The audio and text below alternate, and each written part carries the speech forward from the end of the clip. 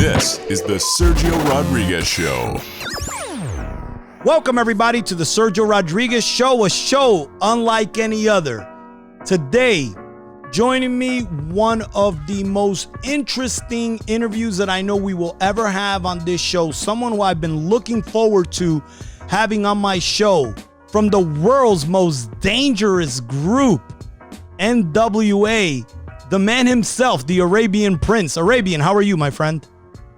Yes, sir. I'm all good, man. Always amazing. Arabian,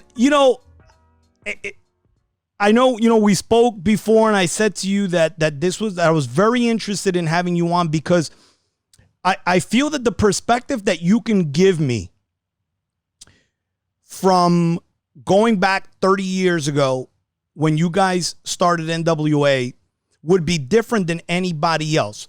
So let's start here. How did a single artist at that time get involved with what ultimately became NWA? Man, we all kind of used to hang out together. If you remember, Dr. Dre and DJ Yella was down with the world-class Wrecking Crew at that time. And we were all DJs on the West Coast when we were young. And we used to DJ like the World on Wheels and Skateland USA and Compton, all the little skating rings and little small dances around. So we was all like family on the West Coast doing the same thing. And Dre and Yella was with the Wrecking Crew. I was a solo artist, but I was producing a lot of the West Coast artists. And I was like that tech kid that knew all the gear or even had some of the gear. So people would have me come in the studio like, hey, man, how you work this DMX drum machine? How you work this 808? How you work that rolling, keyboard? So I was the dude doing that. That's how I got down with Bobby, Jimmy, and the Critters.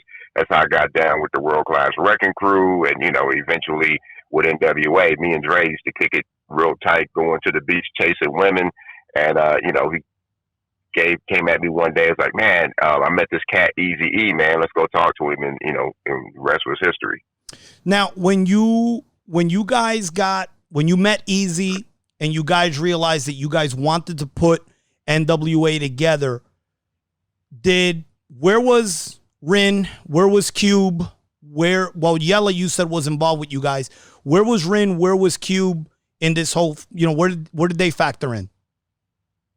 Yeah, so Rin lived down the street from Eazy. So he was Eazy's homeboy, right? And Cube actually lived down the street from Dre's aunt. And, he was there as well. So it was all kind of like this interesting thing where everybody was kind of connected anyway. After Eazy met Dre, it all kind of came together. And it was so funny when we started the group, Cube was in college. And he came back from college. It was like, oh, I got to get on this. And he got on and boom. And we're going to touch on that a little later when we speak about the movie, because the movie gave you like a different type of timeline about that.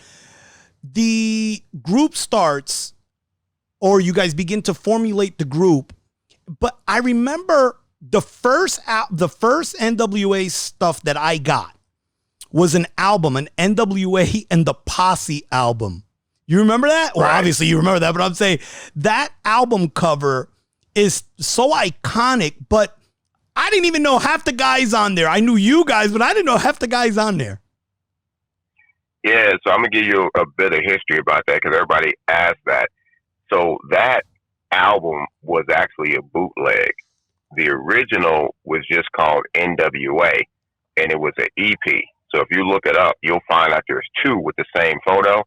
NWA was the one that we released. NWA as a Posse was what Macola Records released once we left that pressing company. Because, Macola Records was just a pressing distribution company. And when we left to go to Priority, he took all of our songs and added Feel Effects, Fresh Crew, and a couple other songs and put it on there and tried to make an NWA album. I mean, we still get paid from it now because we ended up getting it back, but that was actually a bootleg. And the cats that were on there, like in the front, from what I can remember, one of the cats was Crazy D, my homeboy, the one that did the Yo, Mr. Dope Man, you think you slick, the little Hispanic cat in the bottom. Yeah. Next to him, I'm going by memory, was Candyman. Knocking the Boots, Candyman was there. Up in the top to the left, if I can remember, was DJ Train, who passed away. Who was DJ Train, yes, he was. Train was really tight with Ren, right? Right, light skinned cat, and then next to him was Dre's cousin. Oh my God, I'm brain dead right now, dog. He's my homie. I just talked to him the other day. Dre's cousin that was in the movie Where You Should Live with, Sir Jinx. So Sir Jinx was sitting up top with the clock. And then there was another cat in there who I didn't know was standing next to me. I didn't know who he was. I think he knew Easy, but he was just there and he was happy. Wasn't the DOC's group in that picture? But the DOC was not. Nah, the DOC's group wasn't in that picture. Like, he used to be with the Feel Fresh crew, I think, right? The Feel Fresh crew, that's right. Yes. Right. Nah, yes. they just kind of took their songs and put them on that record. Got it. Because I remember the song, but okay, I see what. And then is that how you guys hooked up with the DOC, or how did that come about? From what I understand, that I think we bumped into him during a show in Texas or something like that. Yeah. Okay. Take me now to that album, Gangsta Gangsta, Boys in the Hood. I mean, obviously, those are the two songs that, I guess, put you guys on the map. When you guys did these songs, I mean, did you guys think that they were going to be making a movie about you guys 30 years later? Man, it's funny. Nah, because everybody asked that question. They always ask that question about us, and they ask that question about, like, Tupac, or like, man, what was y'all thinking back then, man? And, all this power and this vision and all of that. I always say, man, we was trying to figure out what we was going to eat for lunch. Because if you really think about it, even what you do, you're just worried about what you're doing right then. Like, you're trying to make something dope. You're trying to put something down that's, like, funky and, that's going to hit so you can make some money. But you're not thinking like, oh man, this is going to be like legendary, worldwide, Rock Hall of Fame-ish. You don't think that because you're young and you just, making some hip hop. You were a guy that was doing a lot of that electro funk. And I know the first introduction to me personally was Panic Zone and Something to Dance To, which was on the Straight Outta Compton album. Right. And now, when you guys got together, you were a solo artist. How did you become almost just a producer on those songs and you didn't sing? Like, how did Ren, Cube, and Easy take over all of the singing? Because you really only sang on Something to Dance To. No, Panic Zone is all me. Well, no, I mean, and I'm Panic Zone, but I'm talking about from the Straight Outta Compton album. Oh yeah. Well, I was, like I said, I've always been this artist, man, that I'm gonna do what I do, and I was more about let's make something production wise that was amazing, and also too, we all lived in the hood, we was all from Compton, but I've always been that cat, man, that I don't too much talk about shit I ain't ever done. You know what I'm saying? So It was like, cool, let me just do this, let me do this, and y'all handle that. And that's just what it was. It wasn't like I didn't want to. It was just kind of like, I'm going to be on the production side and do that. And I think at the same time, I was messing around doing the JJ Fad stuff as well. And that, that song Supersonic had just kind of blew up right before Straight Outta Compton came out. And that was kind of what helped pay for a lot of the production on the NWA album. So I'm glad you brought that up, because Supersonic, I know, was a song that, or JJ Fad, I should say, was a group that you obviously was your group and you brought to Ruthless Records, and they kind of then like boxed you out of that, if I'm not mistaken. Well, not really boxed me out. I just bounced because of the shit that was going down with Jerry Heller, our manager. Well, yeah, no, I mean, I know you left, but I'm talking about, I felt like they almost took the crew from you. Like you left and they stayed. You know what I mean? Oh no, I was down with that. That's the deal that I did with them. Like, in order to get my money, because when I found out that's how I found out that we was getting ripped off. If JJ Fad really never existed, I think I might have stuck around a little bit longer. But because, we were getting a little money here and there on tour, we were getting like half of our, you go on tour, you're supposed to get your advance, and then when you do the show, you get the money from the promoter. And we were getting the money from the promoter, but we weren't getting that advance when we got back in town from Jerry Heller. And I'm like, man, why aren't we getting this other money? And he was like, always had some excuse why we wasn't getting it. But then I had JJ Fad and Supersonic, and I wasn't getting that money either. So me, more than anybody else, I felt the heat because I'm like, man, I paid for this, not produced this, not brought this here, and it done bowed up, and you still ain't paying me my money. So I got me an attorney and got my business straight, and I'm like, I'm out, man, because I don't trust you. And what the deal I did, he was like, I want to keep, JJ Fad because that's what's actually funding all this stuff. I'm like, all right, well, I need my 20% of all of this. So I still get paid to this day on everything, NWA because of the deal I did back then. The funny thing is with that is that when you take into consideration how big JJ Fad was for that period of time, right? That 6 month to a year where that song, I mean, you couldn't go anywhere without listening to that song. But the interesting thing is that it was such different type of music from what NWA ultimately was. You know what I'm saying? It was like the same label, but it was like night and day. Yeah.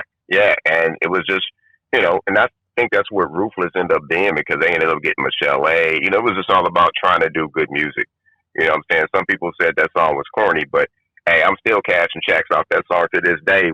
Fergalicious and Rap God from Eminem and, all the movies and commercials that Supersonic has generated. So, yeah, man, it's just doing good music. Speak to me about Jerry Heller. The movie portrayed him as a guy who was basically a crook, for lack of a better term. But was there anything good, bad, and different? I mean, tell me something that hasn't been said.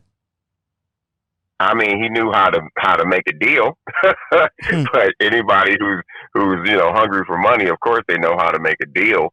I think honestly, in the movie, it made him look a little nicer than he actually was because he was never around as much as they portrayed him in the film. Like, there's a scene in the movie where the police sweat NWA in front of the recording studio, and that wasn't Jerry Heller. That was my boy Donovan Smith, who actually owned the studio. He was the guy that was always had our back at the studio. So, they kind of, movie's a movie, man. They're going to make it what it is and maybe 20, 30%, 40% accuracy because it's a film. You got to make it, all connect together.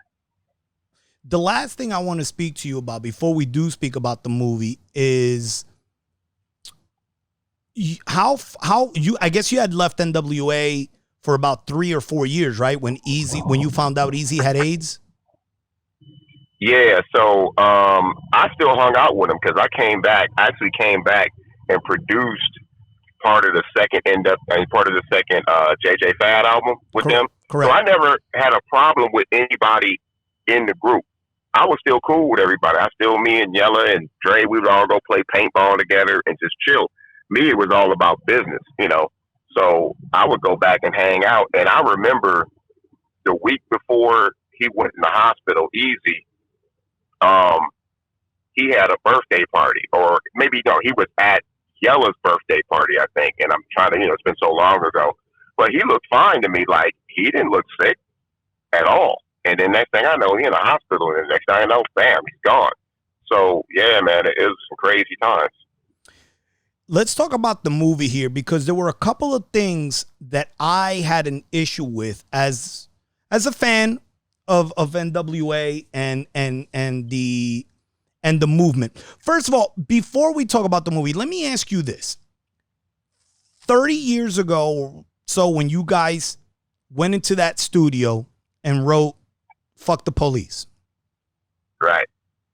Now you look at where we're at here in 2020, and basically a lot of the issues that you guys were rapping about, I'm not going to say that they just surfaced now, right? I mean, things have have popped up throughout the years and stuff like that. But it just seemed like, I guess we had so much time because of the pandemic to be at home. Things just surfaced. I mean, did you ever stop in the last 3 or 4 months, laying in bed, in the shower, just whatever, and say to yourself, we were just talking about this shit 30 years ago? Man, it's funny. I even say you go back because, like I grew up in the hood. I grew up in Compton. And I grew up, literally, I was born on June 17th, 1965, like right after the Watts riots, right? And we lived in Compton and in Watts as well for a minute. So I was, I remember my pops telling me about that when I was young. So I'm not surprised, man. It hasn't changed, dude. Like the same thing. Like I'm rolling right now, and just because I drive a nice car, I really still like I'm a grown ass man. I'm 55 years old. I ain't got no dirt on me, no warrants, no nothing. But yet and still, I still have to kind of figure out how I move through the city. Like, oh man, it's getting dark. I shouldn't be over on this side of town. Like, I shouldn't be rolling through Beverly Hills in a nice car being black because I'm gonna get stopped thinking I stole it from over here or something. And it shouldn't be that way, man. We still got a long way to go. One of my favorite all-time NWA lines was by Dre. He said, Compton was like still waters, clear and calm, and now it's like motherfucking Vietnam. Yeah. That always resonated with me as a young kid, even though I was on the other coast and, being born in the Bronx, raised in Newark, dealing with our own stuff here, but you guys opened my eyes to a lot of things that we didn't really deal with in the same way here because we had, I don't want to say less racism, but it just wasn't as visible. I guess maybe it wasn't as visible to me because I was, I'm 10 years younger than you. So I guess at 12 or 13, it wasn't as visible. You know what I mean? Right. And I think, too, you grew up in New York, and New York, you guys had what you guys call them boroughs or whatever. Yes. Like y'all's hood was tighter, smaller. You know what I'm saying? Like when I went to New York, I got to see that. Like people in the neighborhood in Brooklyn, Bronx, Queens, Bed-Stuy, all them places, it was little small communities of people, right? Compton was a big ass city, and police ran that, and it was like a lot of times police wouldn't go deep in the hood, but if you came out on the outskirts, you know what I'm saying? So I think there's a little bit of difference that way too, because we lived in a bigger city. Like you guys never really traversed up to Manhattan, but right next to the hood here is like a really nice neighborhood usually. Let's get back to the movie because let me ask my original question, which was the first question I wanted to ask. Two things really bothered me about the movie. Number one, they really didn't portray you as being really an innovator in the group. Number one, that bothered me. As a guy who knows the history, it bothered me. MC Ren was treated like if he was again, an add-on to the group when he was the main writer on the actual album, on the second album, which actually sold more than the first album, and I think is the only record still to go platinum without airplay, if I'm not mistaken. Yeah, and I'm gonna do this, man. Like Ren's my boy. He's always been my boy. They all been my boys, but I was always, mad about Ren. I understood me because I left, and I had some issues with Eazy's wife getting paid. You know what I'm saying? Because when you do a deal and then somebody else take over the company, a lot of times they want to honor your deal. Like, why am I paying you? Like, because that's what it say on that piece of paper. You know what I'm saying? But right. I understood me, but Ren, I had a problem with because I was there, man, and Ren is just as prolific as Ice Cube, and they are equal in my eyes in the group.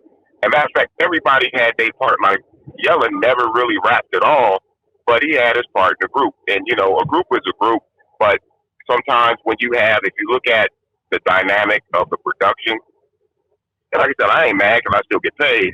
But the dynamics of the production, you had Eazy's wife, Dre, and Q as executive producers. And if you look at the movie, it reflected who the executive producers were, interest. Correct. Correct. You know, Donovan, who you mentioned earlier, also, I felt like everywhere, whenever, again, we didn't get the information like our kids get it now, right? Where they can just go on the internet and find it out. We saw things, we'd have to go buy a magazine and we'd have to wait another month. But Donovan Smith was a name that always popped up every time I read something about NWA. He's another guy that I didn't see really giving his just due on the movie. Nah, and he was the sound of NWA. He's the one that taught us how to get that sound. You know what I mean? Like, I remember when we first would go in, he would handle everything. But later on, man, a couple years later, we was running the board and doing all of that because he taught us. And, you know, he didn't get his due as well. And, you know, it's what it is, man. Like I said, it was a movie, and a movie is you know, going to be what it is.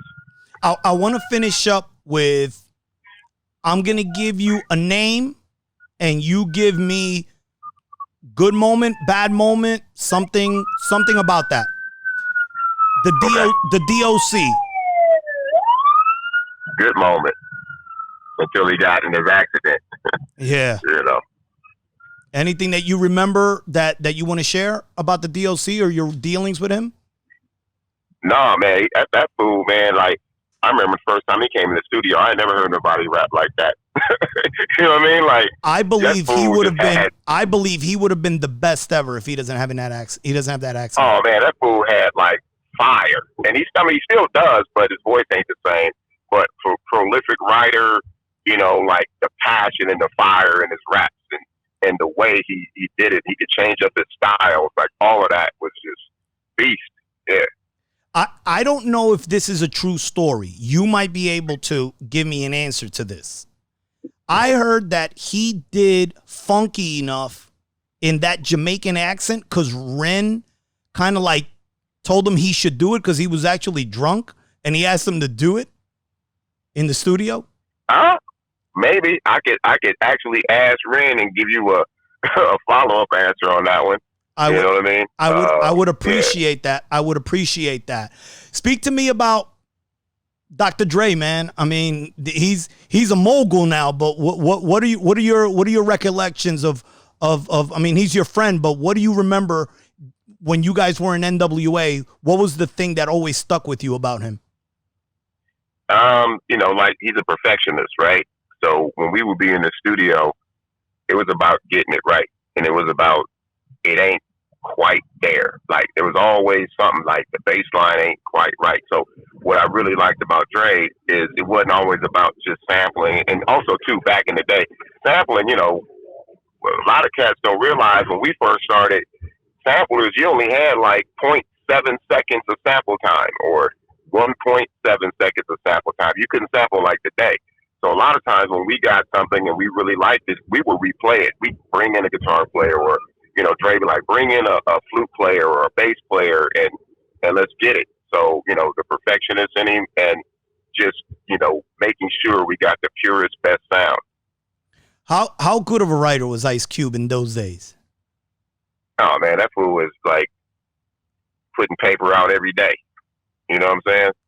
And you got to be a special kind of person to be able to just do that the way he did it and write the stories that he did. Speak to me about Eazy. What do you remember? I mean, obviously the way he died was, you know, for that time was tragic, right? I mean, think about when I remember the first time I heard of AIDS was with Magic Johnson and all that at that. And I was like, what the hell is that? We didn't know, you know, we were scared like to even speak to somebody. We didn't know how you could get it. I mean, what do you remember about Eazy that will always stick with you when you always, you know, when you think about him, what sticks with you? Oh, man, Eazy was that dude that was always in the streets.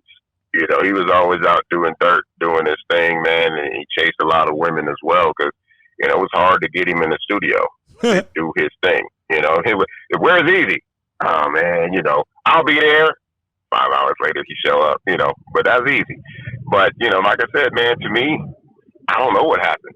I really don't, man. It was like, it's crazy because I don't think they found anybody else who had AIDS, from him or where he got it from or anything like that. Or any of his kids, right? Right. Or his wife or anybody. I always have a question mark on my head on that one. And finally, we touched on Rin. Obviously you guys are close. He was the ruthless villain, right? I mean, you guys were ruthless and he was the villain. Yeah, it still is. By the way, my favorite rapper of all time. Yeah. Hands down. One of mine too. Yeah, for sure. And to give y'all a little aside, a hell of Call of Duty and first person shooter player, like deep into it.